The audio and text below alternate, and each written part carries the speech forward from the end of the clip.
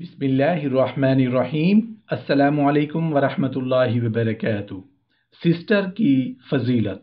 हज़रत अली रज़ी अल्लाह अन्हु फरमाते हैं कि तुम जब अपनी बहन के घर जाओ तो अपनी बिसात के मुताबिक यानी अपनी ताकत और हैसियत के मुताबिक कुछ ज़रूर ले जाओ, क्योंकि तुम्हारी बहन का तुम पर हक उसे वालिदैन की विरासत से मिला है।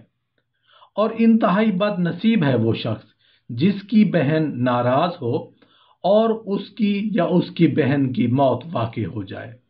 अल्लाह का शुक्र अदा करो कि अल्लाह ने तुम्हें ये पाकीज़ा रिश्ता अता किया और तुम्हें तुम्हारे दुखों का सहारा अता किया। बहन अगर उम्र में बड़ी है तो वो माँ के हुक्म में आती है। उसका अदब और एहतराम करीब करीब इसी अंदाज पर होना चाहिए जैसा कि हदीस से मालूम होता है। और अगर उम्र में छोटी है तो भाई के लिए ज़रूरी है कि तालीम और तरबियत और आम बर्ताव में उनका उसी तरह लिहाज रखे जिस तरह एक बाप अपनी बेटी का रखता है। हज़रत अबू सईद खुदरी रज़ियल्लाहु अन्हु से रिवायत है कि रसूल करीम सल्लल्लाहु अलैहि वसल्लम ने इरशाद फरमाया, जिसके यहाँ 3 लड़कियां या 3 बहनें हों या 2 लड़कियां या 2 बहनें हों, फिर उसने उनके साथ अच्छा सलूक किया और उनके हकूक़ के बारे में अल्लाह से डरता रहा तो वो जन्नत में दाखिल होगा। हज़रत अबू दाऊद की रिवायत में मज़ीद अल्फाज मिलते हैं, फिर उसने उनको अदब सिखाया, उनसे हुस्न सलूक से पेश आया और उनका निकाह कर दिया तो उसके लिए जन्नत है। हज़रत आयशा सिद्दीक़ा रज़ियल्लाहु अन्हा फरमाती हैं कि एक औरत अपनी 2 लड़कियां हमराह लिए हुए मेरे पास आई। उसने कुछ को खाने को मांगा।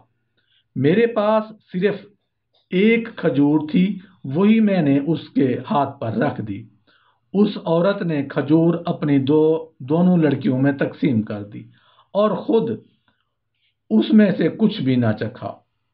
जो शख्स लड़कियों के मामला में आजमाया जाए यानी उसके यहाँ लड़कियां पैदा हों और फिर वो उनके साथ हुस्न सलूक से पेश आए तो ये लड़कियां कयामत के दिन उसके लिए आग के शोलों से आड़ बन जाएंगी। इस रिवायत में लड़कियों को इब्तला और आजमाइश इसलिए करार दिया गया है कि इस्लाम से कब्ल लड़कियों की पैदाइश में इंतहाई आर और शर्म महसूस की जाती थी। बाद कबाइल तो इस मामला में इतने संग दिल थे कि लड़कियों को जिंदा दरगोर कर देने में भी उनको तामुल ना होता था। कुरान ने उनकी संग दिली का नक्शा इन अल्फाज में खींचा है, जब उनमें से किसी को लड़की होने की बशारत मिलती तो वो उसका चेहरा गम और गुस्से के मारे सियाह पड़ जाता। उस बड़ी खबर को सुनकर वो लोगों से छुपाता फिरता और सोचता कि उसे जिल्लत के साथ कबूल करे या उसे मिट्टी के ढेर में दफना दे। देखिए, रसूल करीम सल्लल्लाहु अलैहि वसल्लम इस हकीकत को तस्लीम करते हुए फरमा रहे हैं कि बेटियों की जिम्मेदारी आजमाइश है। अल्लाह ताला किसी को बेटियां देकर किसी को बहनों की जिम्मेदारी देकर आजमाते हैं। उस आजमाइश पर पूरा उतरना मुसलमान का काम है और इसके नतीजे में आखिरत में बड़ा इनाम यह है कि खुदा न खास्ता वो अपने दूसरे आमाल की वजह से जहन्नुम का मुस्तहिक बना तो ये लड़कियां उसके लिए जहन्नुम से आड़ बन जाएंगी और ऐसा शख्स जन्नत का मुस्तहिक होगा। चुनांचे रसूल करीम सल्लल्लाहु अलैहि वसल्लम का इरशाद है, जिस शख्स की यहाँ 2 लड़कियां हुई और उसने उनकी परवरिश की हत्ता कि वो बालिग हो गई तो वो शख्स और मैं कयामत में इस तरह साथ होंगे। ये फरमाकर आप सल्लल्लाहु अलैहि वसल्लम ने 2 उंगलियों को मिलाकर इशारा किया।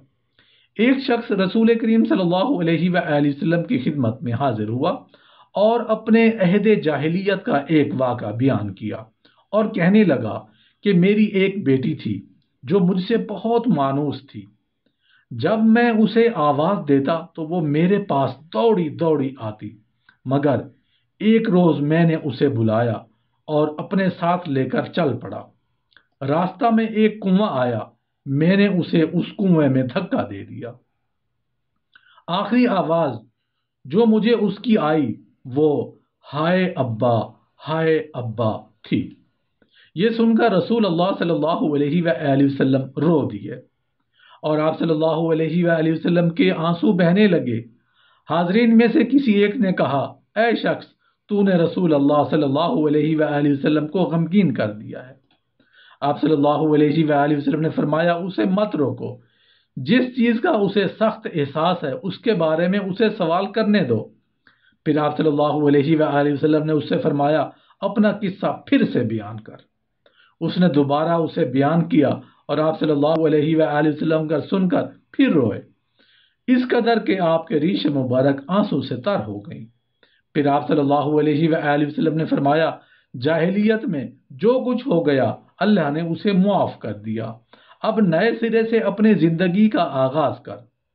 وہ تو قدیم عربوں کی حالت تھی، مگر آج کے ماڈرن اور جدید کہلانے والے دور میں بھی بیٹی کو بعض جگہ ایک بوجھ سمجھا جاتا ہے اور بعض جگہوں پر اسے اس کے حق سے محروم کر دیا جاتا ہے۔ رسول اللہ صلی اللہ علیہ وآلہ وسلم نے ارشاد فرمایا، جو شخص لڑکیوں کی پیدائش سے آزمائش میں ڈالا گیا اور پھر وہ ان سے نیک سلوک کرے تو یہ اس شخص کے لیے جہنم کی آگ سے بچاؤ کا ذریعہ بنیں گی۔